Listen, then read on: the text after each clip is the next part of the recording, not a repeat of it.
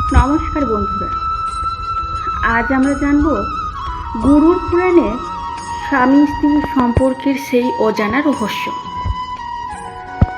যা শুনলে হয়তো আপনার জীবন ও সম্পর্ক সম্পর্কে দৃষ্টিভঙ্গি বদলে যাবে। তাই ভিডিওটি অবশ্যই শেষ পর্যন্ত দেখবেন। গরুড় পুরাণে বলা হয়েছে, মানুষের জীবনে কোনো সম্পর্ক হঠাৎ করে আসে না। প্রতিটি সম্পর্কের পেছনে থাকে পূর্বজন্মের কোনো কর্মের বন্ধন। এখন প্রশ্ন হলো, 7 জন্মের সম্পর্ক কথা থেকে এসেছে। হিন্দু বিবাহে যখন 7টি ফেরা সম্পন্ন হয়, তখন 7টি প্রতিজ্ঞাও নেওয়া হয়। এই 7টি প্রতিজ্ঞাকেই বলা হয় সপ্তপদী। কিন্তু গরুড় পুরাণ একটি গভীর সত্য প্রকাশ করে।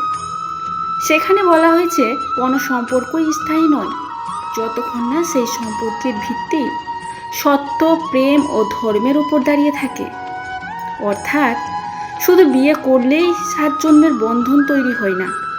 সম্পর্ক টিকে থাকে কর্মের মাধ্যমে। যদি স্বামী স্ত্রী একে অপরকে সম্মান করে, একে অপরের আত্মাকে আঘাত না করে এবং নিঃস্বার্থভাবে পাশে থাকে, তবে সেই আধ্যাত্মিক বন্ধন বহু জন্ম পর্যন্ত স্থায়ী হতে পারে। কিন্তু যদি সম্পর্কে প্রতারণা, অহংকার, অত্যাচার ও অপমান থাকে, তবে সেই বন্ধন ধীরে ধীরে ভেঙে যায়। গরুড় পুরাণে বলা হয়েছে, স্বামী স্ত্রীর সম্পর্ক আসলে একটি কর্মগত চুক্তি। শুনতে অবাক লাগলেও এটাই সত্য। কিছু সম্পর্ক আসে আমাদের শিক্ষা দিতে, কিছু সম্পর্ক আসে পুরনো ঋণ শোধ করতে, আর কিছু সম্পর্ক আসে আত্মার উন্নতির জন্য। মৃত্যুর পর কি স্বামী স্ত্রী একসঙ্গে থাকে? মানুষ হয়তো প্রায়ই ভাবে, সত্যিকারের ভালোবাসা কখনোই মরে না এবং আত্মারা চিরকাল যুক্ত থাকে। কিন্তু গরুড় পুরাণ আর একটি কঠিন সত্য জানায়, আজ যে মানুষটি আপনার পাশে একই ঘরে ঘুমিয়ে আছে, সে আসলে আপনার নয়। তাহলে সে কে? কেন সে আপনার জীবনে এলো? আর মৃত্যুর পর কি সেই পবিত্র সম্পর্ক শেষ হয়ে যায়? আজ আমি আপনাদের সামনে গরুড় পুরাণের সেই রহস্য উন্মোচন করতে চলেছি, যা প্রত্যেক বিবাহিত মানুষ ও প্রত্যেক মানুষেরই জানা উচিত। গরুড় পুরাণ স্পষ্টভাবে বলে, আত্মার কোনো লিঙ্গ নেই। আত্মা না পুরুষ না নারী। আত্মা হলো এক আলোকময় শক্তি, যা পরমাত্মারই অংশ। যতক্ষণ আত্মা শরীরের ভেতরে থাকে, ততক্ষণ সে স্বামী, স্ত্রী, বাবা কিংবা মা। একবার ভাবুন তো, মানুষ মারা গেলে কি হয়? এই পৃথিবীতে স্ত্রীর সিঁদুর মুছে যায়, গলার মঙ্গলসূত্র খুলে ফেলা হয়, আঙ্গুলের আংটিও এখানেই থেকে যায়। গরুড় পুরাণে বর্ণনা করা হয়েছে, মৃত্যুর পর আত্মা সম্পূর্ণই একা হয়ে যায়। কোনো পরিচয় ছাড়া, কোনো পার্থিব সম্পর্ক ছাড়া সে মহাপথে দাঁড়িয়ে থাকে। সূক্ষ্ম শরীরে থাকা সেই আত্মা তার আত্মীয়দের কান্না দেখতে পায়, কিন্তু তখন আর তার মধ্যে সে মোহ থাকে না। শরীর ছাড়ার সঙ্গে সঙ্গেই আত্মার উপর থাকা মায়ায় পর্দা সরে যায়। কিন্তু যদি আত্মা একাই হয়, যদি মৃত্যুর পর সব সম্পর্ক এখানেই থেকে যায়, তাহলে 2 জন মানুষ একে অপরের জীবনে আসে কেন? কেন হঠাৎ কোনো অচেনা মানুষের প্রতি এত গভীর টান তৈরি হয়? এখানেই গরুড় পুরাণ ঋণানুবন্ধ নামের এক গভীর তত্ত্বের কথা বলে। ঋণানুবদ্ধ হলো, এর অর্থ পূর্বজন্মের কর্মের ঋণ। এই ঋণ শোধ হওয়া না পর্যন্ত কোনো আত্মা মুক্তি পায় না। গরুড় পুরাণ ও কর্ম সিদ্ধান্ত অনুযায়ী আপনি এই পৃথিবীতে কাউকেই বিনা কারণে পান না। যাকে আপনি বিয়ে করেন, সেটাও কাকতালীয় নয়। এটি ঈশ্বরের বিচারে নির্ধারিত এক কঠোর কর্মফল। আমরা ভাবি ভালোবাসা বা পরিবারের ইচ্ছায় বিয়ে হয়েছে, কিন্তু সত্য হলো কর্মঋণের কারণেই সেই বিয়ে হয়েছে।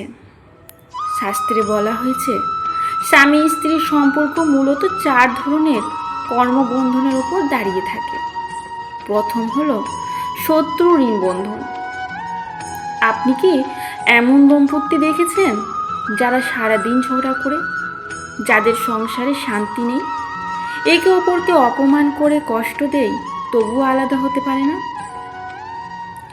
গরুর পুরাণ অনুযায়ী এটি সাধারণ কিছু নয়, এটি শত্রু ঋণ।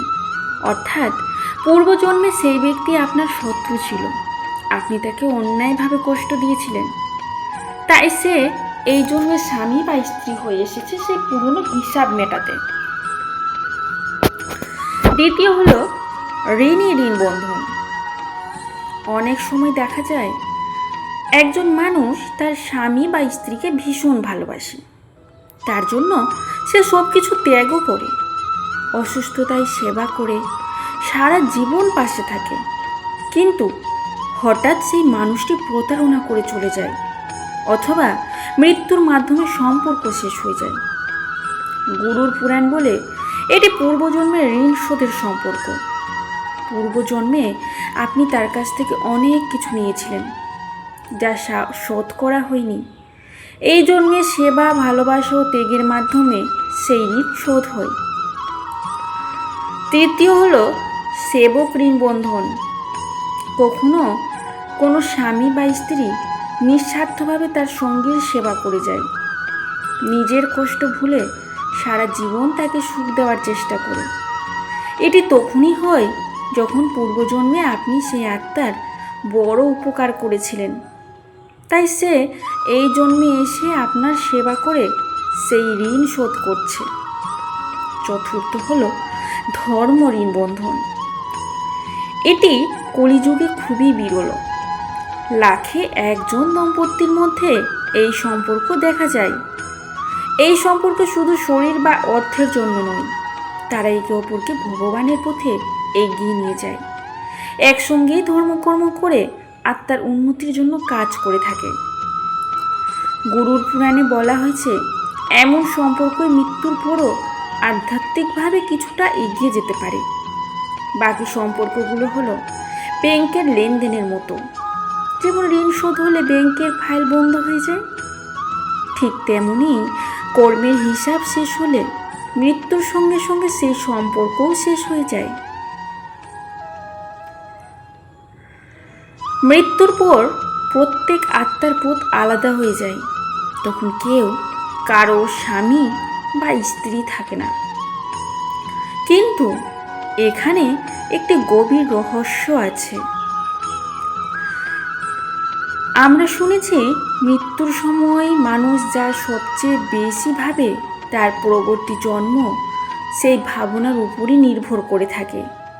ধরুন এক নারী মৃত্যুর সময় শুধু তার স্বামীর কথাই ভাবছে, আমার পরে ওর কি হবে, এই চিন্তায় তার মন সম্পূর্ণ আটকে আছে। সে ভগবানের নাম না নিয়ে শুধু স্বামীর চিন্তায় ডুবেই রইল।